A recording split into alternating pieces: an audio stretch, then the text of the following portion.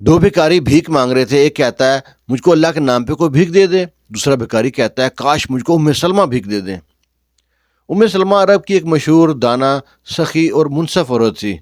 اس کے سخاوت کے قصے بڑے مشہور تھے. طرح طرح سے لوگوں کی مدد کرتی رہتی تھی. ام سلمہ کے کانوں میں یہ بات پڑی ہے تو جو اللہ کے نام میں بھیک مانگ رہا تھا اس کو 2 ریال دیے ہیں, اور جو کہہ رہا تھا ام سلمہ میری مدد کر دیں, اس کو بھونی ہوئی پوری مرغی دی ہے. اس بھکاری کو بھوک تو تھی نہیں, اس کو چاہیے تھے پیسے. اس نے وہ مرغی دوسرے بھکاری کو 1 ریال میں بیچ دی. اسے 1 ریال لے لیا. وہ بھکاری گھر گیا, اس کی بیوی نے جب مرغی کاٹی ہے تو اس کی آنکھیں پھٹے کی پھٹی رہ گئی کہ یہ کیا ماجرا ہے. ام سلمہ ایک بار حج پہ جا رہی تھی, اپنے بیٹوں کے ساتھ حج پہ جا رہی تھی, تو راستے میں دیکھا کہ 2 بھائی لڑ رہے ہیں. ام سلمہ کو ساتھ والے 10 گاؤں تک جانتے تھے, کیونکہ ام سلمہ بہت منصف اور سخی عورت تھی.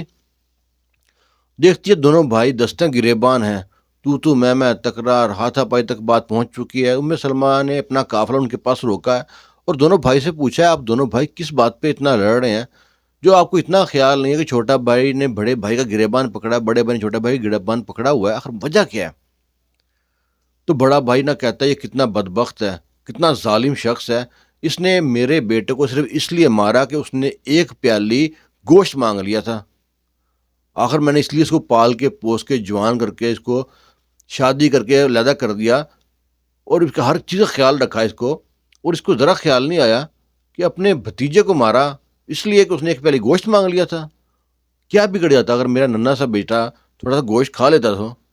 یہ کتنا ظالم انسان ہے. ام سلمہ حیران پریشان کہ ایسا بھی کوئی شخص ہو سکتا ہے کہ صرف بچے کو اس لیے مارے کہ اس نے 1 پیالی گوشت مانگ لیا تھا. ام سلمہ چھوٹے بھائی سے مخاطب ہو کہتی ہیں ہاں بھائی یہ کیا ماجرا ہے؟ کیا واقعی یہ آپ کا بڑا بھائی کہہ رہا ہے صحیح بات ہے؟ آپ نے اس لیے اپنے بھتیجے کو مارا کہ وہ 1 پیالی گوشت مانگ رہا تھا. وہ کہتا ہے یا ام سلمہ یہ جو کہہ رہا ہے ٹھیک کہہ رہا ہے, پر میں کیسے دے دیتا؟ وہ گوشت میرے لیے تو حلال تھا لیکن ان کے لیے حرام تھا, تو میں کیسے برداشت کرتا کہ میں اپنے بھائی کے بیٹے کو دیتا گوشت, حرام گوشت, جو میرا ہی خون ہے, میرے ہی بھائی کا بیٹا ہے. ام سلمہ کہتی ہیں یہ کیسی بات کر دی کہ وہ کیسا گوشت ہو سکتا ہے جو تمہارے لیے تو حلال ہو اور تمہارے بھائی کے بیٹے کے لیے, تمہارے بھائی کے لیے وہ حرام ہو, تمہارے لیے حلال ہے اور بھائی کے بیٹے کے لیے حرام ہے. یہ کیا منطق ہے تمہاری؟ کہتا ہے ام سلمہ میرے باپ کے مرنے کے بعد میرے بڑے بھائی نے مجھ کو باپ کی طرح پالا پوسا, جوان کے جب میں جوان ہوا تو میری شادی کر دی. شادی کے بعد جب ہماری جائیداد تقسیم ہوئی تو بھائی اپنے حصے میں چلا گیا, میں اپنے حصے میں چلا گیا. پہلے بھائی روز آتا, میں ہی بھائی گھر روز جاتا. پھر بھائی نے آنا کم کر دیا. کہتا ہے میں نے جانا کم نہیں کیا, میں بھائی گھر جاتا بیٹھتا, بھائی نے آہستہ آہستہ مہینے بعد جاتا, لیکن میں ہر روز جاتا. تو جو میری بھابھی تھی وہ جلی کٹی سناتی کہ روز بھکاری کی طرح بھیک مانگنے آ جاتے ہیں, گھر میں کھانے کے ٹائم آ جاتے ہیں, کبھی کچھ اور کبھی کچھ. مجھے بھی انسان تھا, ظاہر دل میں بات چبھتی تھی تو میں نے جانا آہستہ آہستہ کم کر دیا, صرف بھابھی کی وجہ سے. وہ جلی کٹی سناتی تھی, باتیں کرتی تھی ایسی. تو بھائی نے میرے گھر کے حالات کے بارے میں جاننا چھوڑ دیا. پہلے جب بھائی گھر میں آتا تھا تو گھر کے حالات دیکھتا تھا کیسے ہیں, کس طرح کے چل رہے ہیں, تو وہ معاملے پوچھتا رہتا تھا. پھر بھائی نے آنا کم کر دیا اور میرے حالات خراب ہوتے رہے. فصل نہ ہوئی, ہر بار فصل میں نقصان ہوتا گیا. اتنا بری حالت ہو گئی کہ گھر میں کھانے کے لیے کوئی چیز نہ تھی, فاقوں پہ آ گئے ہم لوگ. اور کبھی کبھی وہ صحرا میں لوگ کھانا چھوڑ جاتے تھے, وہ ہوٹلوں کے بعد جو روٹی بچی ہوتی تھی وہ لے کے آتا, اس کو پانی میں ڈبو کے نمک مرچ اس کو کھاتے. کئی دن ہو گئے تھے کھانا نہیں بنا, گھر میں چولہا نہیں جلاتا. تو ساتھ ہمسائیں گھر سے کہیں گوشت بن رہا تھا, اس کی خوشبو میرے گھر تک پہنچی ہے, تو بچوں نے ضد کر دی کہ بابا ہم نے بھی گوشت کھانا ہے, ہم نے بھی گوشت کھانا ہے. میاں بھی ہم تو سمجھدار تھے, اس بات کو سمجھتے تھے, ہمارے پاس تو دال کھانے کے پیسے نہیں, گوشت کہاں سے کھائیں. بچوں کو بہلا پھسلا کے سمجھاتے رہتے تھے. اسی پریشانی میں راستے میں بیٹھا ہوں کو دیکھتا ہوں کہ ایک عرابی بدو تھا, اس کا کوئی جانور مر گیا, اس کا بیل تھا یا گائے تھی, اس کو پھینکنے وہ جا رہا تھا آبادی سے باہر جنگل میں. اب مجھے یہ تھا کہ اس جانور کا, مردار جانور کا جو مرا ہوا ہے, اس کا گوشت کاٹ لیتا ہوں. میں پہنچا اپنے گھر, چھری وغیرہ لی اور اس جگہ پہنچا, اور سارے راستے یہی فکر تھی مجھ کو, کہیں میرے پہنچنے سے پہلے وہ جنگلی درندوں کے ہاتھ نہ چڑھ جائے، وہ چیر پھاڑ نہ دے اس کو۔ لیکن اللہ کا شکر ادا کیا کہ ابھی وہ وہاں پہ کوئی جنگلی درندہ نہیں آیا تھا۔ اس کو میں نے کاٹا، اس کی کھال اتاری، اس میں اچھا گوشت، کافی سارا گوشت میں نے لیا اور گھر کی طرف آ گیا۔ میری بیوی جو اتنا سارا گوشت دیکھ کے حیران ہو گئی کہ یہ اتنا سارا گوشت کہاں سے آ گیا۔ تو میں نے اس کو بتایا کہ ساتھ والے گاؤں میں صدقہ کر رہے تھے تو انہوں نے سارا گوشت مجھ کو دے دیا۔ بیوی بڑی خوش، بچوں کی آنکھوں میں چمک آ گئی، آج تو گوشت پکے گا۔ اور ہمارے گھر کے ساتھ گراؤنڈ تھی جہاں بھائی کے بچے بھی کھیلنے آتے تھے۔ بچہ گھر میں پانی پینے کے بہانے آیا تو دیکھا گھر میں گوشت پک رہا ہے، گوشت کی خوشبو آ رہی ہے۔ اس نے کہا میں بھی گوشت کھاؤں گا، مجھ کو بھی ایک کٹوری گوشت دے دو، میں گھر میں جا کھاؤں گا اپنے بھائی کے ساتھ، اپنے باپ کے ساتھ، اپنی ماں کے ساتھ۔ تو کہتا جو میں سن رہا تھا، اب گھر میں نہ تو میری بیوی کو پتہ ہے نہ بچوں کو پتہ ہے، تو میں نے اس کو ڈانٹ دیا۔ تو کہتی میری بیوی بھی کہتی ہے کہ آپ کیوں ڈانٹ رہے اس کو، گوشت تو مانگا ہے، دے دیں گوشت۔ کہتا نہیں تم نہیں جانتی۔ اب میں نہ اس کو بتاؤں، میں نے اس کو دھکا دے کے گھر سے باہر نکال دیا بچے کو۔ بچہ پھر آ گیا، نہیں چاچو مجھ کو گوشت چاہیے۔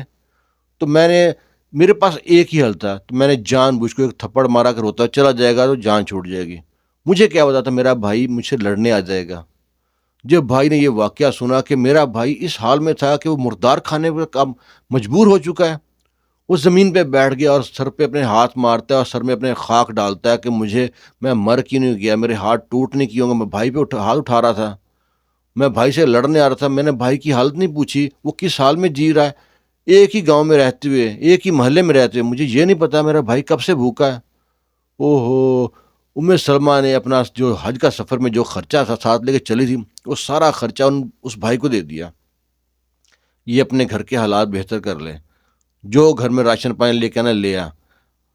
تو اس کے ام سلمہ کے بیٹے کہتے ماں حج پہ، کہتے بیٹا ہمارا حج اللہ قبول کرے گا، پھر موقع دے دے گا، یہ کام لازمی ہے، کسی مسکین کی، ضرورت مند کی، حاجت مند کی مدد کرنی چاہیے۔ ام سلمہ بڑی مشہور عورت تھی اور عرب کی اس کے قصے بہت زیادہ ہیں۔ اور دوسرے جو جس بھکاری کو، دو بھکاری بیٹھے ہوئے تھے نا، ایک بھکاری کو مرغی دیتی ہے اور دوسرے بھکاری کو 2 ریال۔ جس بھکاری کو مرغی دیتی ہے اس مرغی کے اندر 10 ریال مرغی کے اندر ڈال کے پھر دیتی ہے، اور وہ بھکاری اس کو ایک واپس کے بیچ دیتا ہے مرغی 1 ریال میں۔ تم ام سلمہ سے کہتی ہے بھائی میں تو سوچ رہی تھی اب تک 10 دن تک میں تم کو مرغی دے رہی ہوں اور ہر مرغی میں 10 ریال لا کے دے رہی ہوں، اور 100 ریال ایک بہت بڑی رقم بنتی ہے، میں سمجھی تھی تم بھیک چھوڑ کے کوئی کاروبار کر رہے ہوگے۔ اور دوسرا بھکاری وہاں بیٹھا نہیں تھا، اس دن دوسرا بھکاری نہیں تھا، وہ اکیلا بیٹھا ہوا تھا۔ وہ کہتا ہے کون سے 10 ریال، میں تو وہ ڈیلی مرغی 1 ریال میں اس کو بیچ دیتا تھا۔ ام سلمہ کہتے ہیں دیکھو وہ اللہ کے نام پہ مانگتا تھا، اللہ اس کی کس طرح مدد کرتا تھا، تمہاری تھالی میں تمہارا دیا ہوا تم ام سلمہ کے نام پہ مانگ کے وہ اس کے پاس چلا جاتا تھا، کیونکہ وہ اللہ کے نام پہ مانگ رہا تھا۔ ہم لوگ جب باہر مانگتے ہیں ہم لوگ جب باہر مانگتے ہیں نا کسی کے نام سے مدد بھی ہے، تب بھی کسی قرض بھی لینے جا رہے ہیں، یا اللہ میری مدد فرمانا ہے، وسیلہ کوئی بھی ہو سکتا ہے۔ جو مشرکین مکہ تھے وہ کیا کرتے تھے، انہوں نے جو خدا بنا رکھے تھے نا، اللہ کو ایک مانتے تھے لیکن 7 چھوٹے معبود بنا رکھے تھے۔ ہمارے معاشرے میں آج کیا ہو رہا ہے، اللہ کو تو ایک مانتے ہیں، کہیں پیر صاحب ہیں، کبھی بابا جی ہیں، کہیں حافظ جی ہیں، کہیں کوئی ہے، نام مختلف ہیں، وہ چھوٹے چھوٹے معبود بنا رکھے ہیں۔ اب دیکھو اس کو آپ خود قبر میں اتارتے ہو، جنازہ پڑھتے ہو، اس کے لیے مغفرت کی دعا اس کے لیے کر رہے ہیں آپ، جنازے میں کیا ہے، اس کو دفنانے کے بعد منو مٹی کے اندر دبانے کے بعد پھر کہتے ہیں جی پیر صاحب سپرمین بن گئے قبر میں جانے کے بعد، ان سے مانگو جی، وہ بڑا کچھ کریں گے جی، اس کی قبر پہ چڑھاؤ، دکانداری ہے، سمجھتے نہیں اس بات کو۔ اللہ سے مانگو، اللہ کو ثواب نکالتا ہے۔ کہانی کا مقصد آپ کو سمجھ لگی ہوگی، اگر کہانی اچھی لگی ہے تو ویڈیو کو لائک شیئر لازمی کرنا۔ آپ کے قیمتی وقت کا بہت شکریہ، دعاؤں میں یاد رکھنا، اللہ حافظ۔